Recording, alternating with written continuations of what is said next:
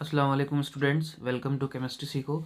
आज जो है हम लोग इस लेक्चर में 3 इम्पॉर्टेंट टॉपिक्स को पढ़ेंगे जो कि इलेक्ट्रॉन को ऑर्बिटल में फिल करने के लिए बनाई गई है। ठीक है, कुछ रूल्स हैं, सेट ऑफ प्रोटोकॉल्स हैं जिनको हमको फॉलो करना होता है इलेक्ट्रॉन्स को उनके ऑर्बिटल्स में फिल करने के लिए। ठीक है, तो एक क्विक रिव्यू देख लीजिए। जैसे पहला जो होता है वो होता है हमारा अफबाउ प्रिंसिपल। ठीक है, उसके बाद हम लोग अफबाउ प्रिंसिपल, अगेन हम लोग इसके बाद इस्तेमाल करते हैं पाउलीज प्रिंसिपल।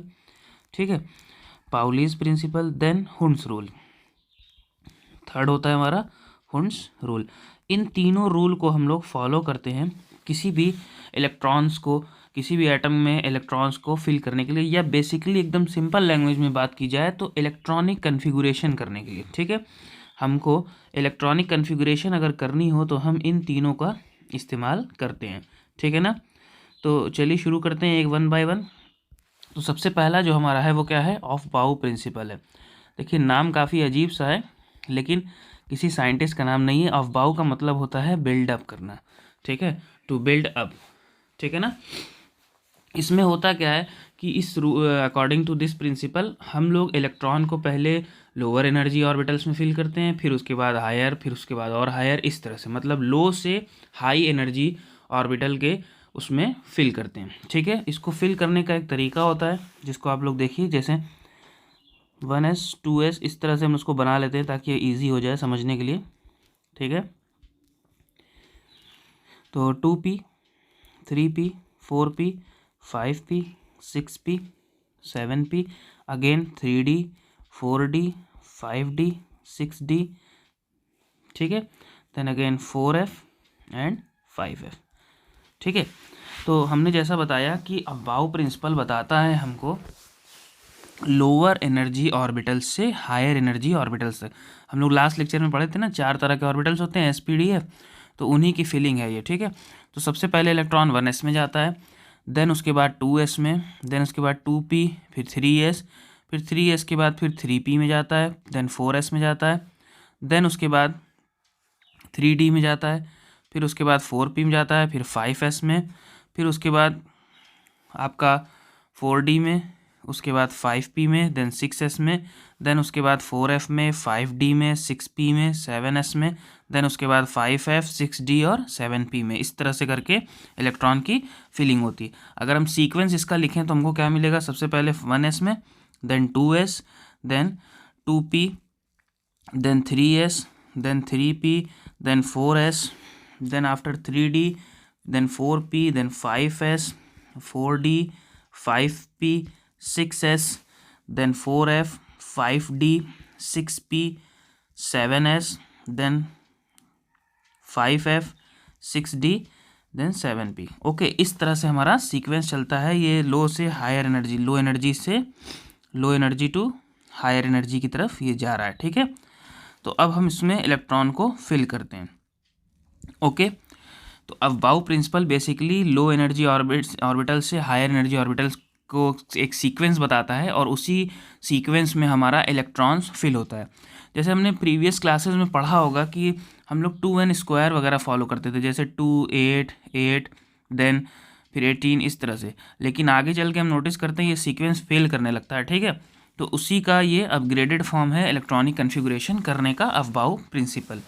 ठीक है, इसके बाद अफबाउ प्रिंसिपल के बाद अब हमारा आता है पाउली प्रिंसिपल या पाउलीज एक्सक्लूजन प्रिंसिपल। ठीक है, इसका पूरा नाम होता है पाउलीज एक्सक्लूजन प्रिंसिपल। देखिए इसको समझना थोड़ा सा इम्पॉर्टेंट है क्योंकि फिलिंग करने में इसका बहुत इंपॉर्टेंट रोल है। ठीक है, तो वुल्फगैंग पाउली एक साइंटिस्ट थे, उन्होंने ये दिया था। साइंटिस्ट का नाम था वुल्फगैंग पाउली। उन्होंने इस प्रिंसिपल को बनाया था। इनका ये कहना था कि कोई भी 2 इलेक्ट्रॉन का सेम क्वांटम नंबर नहीं हो सकता। मतलब कोई भी, कभी भी हम किसी भी इलेक्ट्रॉन की बात करें, no two electrons have same quantum number. मतलब कोई भी 2 इलेक्ट्रॉन हम लें तो उनका क्वांटम नंबर कभी भी सेम नहीं होगा। या सिंपल लैंग्वेज में और सिंपली इसको कहें तो किसी भी ऑर्बिटल में, ठीक है, किसी भी ऑर्बिटल, जैसे हम लोग बॉक्स बना रहे थे ना इस तरह से, तो इसमें एक ऑर्बिटल, ये 3 ऑर्बिटल, किसी भी ऑर्बिटल में हमेशा जो इलेक्ट्रॉन्स जाएंगे वो अपोजिट स्पिन के जाएंगे। मतलब सपोज करिए ये हमारा ऑर्बिटल है, एक हमारा क्लॉकवाइज होगा तो दूसरा हमारा कैसा होगा, एंटी क्लॉकवाइज होगा। ठीक है, अगर हम इसकी बात करें तो एक क्लॉकवाइज मिलेगा हमको, दूसरे किस में मिलेंगे, एंटी क्लॉकवाइज मिलेंगे। ठीक है, तभी तो क्वांटम नंबर सेम नहीं होगा, क्योंकि अभी हमने क्वांटम नंबर्स निकालना बताया नहीं है। तो जब तक हम ये सब प्रिंसिपल नहीं पढ़ते तब तक हमको क्वांटम नंबर्स निकालने में प्रॉब्लम आएगी। ठीक है, तो पहले फीलिंग समझना पड़ेगा, देन हम इसी लेक्चर में, आज ही इसी लेक्चर में हम लोग कैसे क्वांटम नंबर्स निकालेंगे इलेक्ट्रॉनिक कन्फिगुरेशन के थ्रू, ये भी बात डिस्कस करेंगे। ठीक है ना। तो वुल्फगैंग पाउली का क्या कहना था कि no two electrons have same quantum number. ठीक है, कोई भी दो इलेक्ट्रॉन का क्वांटम नंबर कभी भी सेम नहीं हो सकता। ठीक है, जैसे फॉर एग्जांपल आप क्लासेस में कई सारे स्टूडेंट्स होते हैं, तो सबका एड्रेस तो सेम होता नहीं, सबका अलग अलग डिफरेंट एड्रेस होता है। ठीक है, वही चीज़ है। ठीक है ना। इसके बाद जो तीसरा हमारा प्रिंसिपल है, तीसरा हमारा जो रूल है, सॉरी प्रिंसिपल नहीं रूल है, ये है हुंड्स रूल। ठीक है, हुंड्स रूल, या इसको हम लोग कहते हैं हुंड्स रूल ऑफ मैक्सिमम मल्टीसिप्लिटी। ठीक है, मैक्सिमम मल्टीसिप्लिटी। ये एक साइंटिस्ट थे जिनका नाम था हुंड, उन्होंने ये रूल दिया था। ठीक है, ये रूल क्या कहता है कि इलेक्ट्रॉन की जो पेयरिंग होती है, ठीक है, इलेक्ट्रॉन की जो पेयरिंग होती है पी डी और एफ ऑर्बिटल्स में, ठीक है ना, वो पहले जो होती है एक तरफ पहले सारे क्लॉकवाइज फिल होते हैं, देन एंटी क्लॉकवाइज फिल होते हैं। मतलब जैसे इसको समझना पड़ेगा आपको, जैसे मान लिया हमारे पास ये पी ऑर्बिटल है, ये हमारा डी ऑर्बिटल है। ठीक है, हमको इसी से क्लियर हो जाएगा दो ही का। ठीक है, तो कहने का इनका ये मतलब था कि पहले जो है इलेक्ट्रॉन की जो पेयरिंग होती है वो डायरेक्टली नहीं होती, कि मतलब जैसे मान लिया हम कुछ, मान लिया इसमें 5 इलेक्ट्रॉन्स हमको भरने हैं, तो हमने क्या किया 1 2 3 4 5 इस तरह से नहीं फिल करना होता है। ठीक है, हमको कैसे फिल करना होता है, हमको पहले सारे क्लॉकवाइज स्पिन में फिल करने होते हैं, देन आफ्टर हमको सारे एंटी क्लॉकवाइज स्पिन में फिल करने होते हैं। ओके, सारे पहले क्लॉकवाइज देन एंटी क्लॉकवाइज। तो जैसे मान लिया हमारे पास ये डी वाला है ना, डी और ये पी ऑर्बिटल था, ये डी है, तो इसकी बात करें तो हमारे पास पहले हमको ऐसे फिल करना होगा सारे क्लॉकवाइज, देन आफ्टर हमको एंटी क्लॉकवाइज फिल करना होगा। ओके, हम बिल्कुल इस तरह से लगातार इस तरह से करके नहीं फिल कर सकते। ठीक है, हमको पहले सारे क्लॉक देन एंटी क्लॉक, इसको याद रखना होगा, इंपॉर्टेंट बात है, पहले सारे clock then anti clockwise. Okay, same यही एफ ऑर्बिटल के साथ भी होता है, पहले सारे क्लॉकवाइज फिल होते हैं, देन फिर हमको एंटी क्लॉकवाइज फिल होते हैं। ठीक है ना। तो ये थे हमारे तीनों रूल्स। अब इनके बेसिस पे हम लोग इलेक्ट्रॉनिक कन्फिगुरेशन समझते हैं। ठीक है, कि कैसे की जाएगी इलेक्ट्रॉनिक कन्फिगुरेशन। तो फॉर एग्जांपल अगर हम बात करें, हमारा सबसे पहला जो एटॉमिक नंबर होता है, एटॉमिक नंबर फर्स्ट, जो कि हाइड्रोजन है। हाइड्रोजन में एक ही इलेक्ट्रॉन होता है, तो इसकी इलेक्ट्रॉनिक कन्फिगुरेशन क्या होगी, 1s1। ठीक है, अब यहाँ पर याद रखना होगा कि s ऑर्बिटल में 2 इलेक्ट्रॉन्स ही फिल हो सकते हैं, p ऑर्बिटल में 6 इलेक्ट्रॉन्स ही फिल हो सकते हैं, d ऑर्बिटल में 10 इलेक्ट्रॉन्स और f ऑर्बिटल में 14 इलेक्ट्रॉन्स। ऐसा क्यों कहा जा रहा है, ऐसा इसलिए कहा जा रहा है क्योंकि s ऑर्बिटल ये होता है, p हमारा ये होता है, d हमारा ऐसा होता है और f हमारा कुछ इस तरह से होता है, ये हमारा f। तो अब इसमें काउंट करिए, देखिए 1 2 की स्पेस है, इसमें 1 2 3 4 5 6 की स्पेस है, इसी तरह से इसमें 10 का स्पेस है। ठीक है, और वैसे इसमें 14 का स्पेस है। ठीक है, एक क्लॉक एक एंटी क्लॉकवाइज अगर हम इसको फिल करें तो टोटल 14 इलेक्ट्रॉन्स ही आ सकते हैं इसके अंदर। ठीक है, तो इस तरह से होता है। तो ये याद रखना हो कि s में 2, p में 6, d में 10, f में 14। तो हाइड्रोजन की बात की तो हमारे पास एक ही इलेक्ट्रॉन, तो पहला जो हमारा सीक्वेंस अगर हम यहाँ पर देखें अफबाउ प्रिंसिपल से, तो क्या था 1s1 था, तो 1s था, तो 1s में एक इलेक्ट्रॉन हो गया। अब हम इसके क्वांटम नंबर्स की अगर बात करें, 1s1 के क्वांटम नंबर्स की, तो इसके लिए जो n की वैल्यू होगी वो प्रिंसिपल क्वांटम नंबर और वो नंबर ऑफ शेल को बताती है, तो जो यहाँ पर वैल्यू होती है वहीं सीधे यहाँ लिख दीजिए। ठीक है, तो इसका प्रिंसिपल क्वांटम नंबर क्या होगा, 1 होगा। और अगर हम l की बात करें तो l हमको क्या रिप्रेजेंट कर रहा था, l हमको बताता है कि किस सब शेल में है। तो s की वैल्यू, l की वैल्यू s के लिए क्या होती है, 0 होती है। ठीक है ना, l की वैल्यू s के लिए क्या होती है, 0 होती है, तो हम यहाँ से 0 ले लेते हैं। इसके बाद फिर हम m की बात करें, इसका मैग्नेटिक क्वांटम नंबर, तो इसके लिए हमको बनाना पड़ेगा इस तरह से इसका ब्लॉक, और इसमें एक इलेक्ट्रॉन फिल है, तो यहाँ पर वैल्यू 0, तो यहाँ पर भी क्या होगा, 0 हो जाएगा। क्लियर। अब इसके बाद हम इसकी स्पिन की बात करें तो स्पिन देखिए ऊपर की तरफ है, इसका मतलब क्लॉकवाइज, तो इसकी वैल्यू क्या होगी +1/2। ओके, तो इस तरह से हम इलेक्ट्रॉनिक कन्फिगुरेशन के साथ साथ क्वांटम नंबर्स को भी निकाल सकते हैं। ठीक है, अगर हम दूसरे किसी की बात करें, जैसे फॉर एग्जांपल मान लीजिए हमने हीलियम की बात की। हीलियम का सबको पता है एटॉमिक नंबर क्या होता है 2। ठीक है, तो इसमें कितने इलेक्ट्रॉन्स होंगे 2 इलेक्ट्रॉन्स होंगे। चलिए फिल करते हैं, तो आएगा 1s सबसे पहला, उसमें 2 इलेक्ट्रॉन। तो इसका अगर हम बॉक्स बनाएंगे तो हमको इस तरह से मिल जाएगा। ठीक है, अब हम चाहे तो दोनों के लिए निकाल सकते हैं, चाहे तो देखिए अब हम 1s2 की बात कर रहे हैं तो मतलब सेकेंड इलेक्ट्रॉन इसकी बात कर रहे हैं, तो अब हम इसका क्वांटम नंबर निकालें तो क्या निकलेगा। तो अगेन देखिए n की वैल्यू 1, ठीक है, l की वैल्यू s ऑर्बिटल है तो 0 होगी। m की वैल्यू की बात करें तो यहाँ पर 0 होता है तो 0 हो जाएगी, और s की बात करें तो क्या आएगी -1/2 आएगी। ठीक है, तो जो क्योंकि क्लॉकवाइज नहीं बल्कि एंटी क्लॉकवाइज डाउनवर्ड स्पिन दिखा रहा है ना, तो इसका मतलब -12। तो आपने नोटिस किया, देखिए यहाँ पे 1 इलेक्ट्रॉन, इसमें 2 इलेक्ट्रॉन, क्वांटम नंबर सेम हो रहे हैं, ऊपर के 3 हो रहे हैं लेकिन चौथा वाला डिफरेंट हो रहा है। तो पाउली का एक्सक्लूजन प्रिंसिपल यही बात कह रहा था कि no 2 electrons have same quantum number, किसी भी 2 इलेक्ट्रॉन के क्वांटम नंबर सेम नहीं हो सकते। ठीक है, चलिए इसी तरह से और एग्जाम्पल करते हैं हम लोग।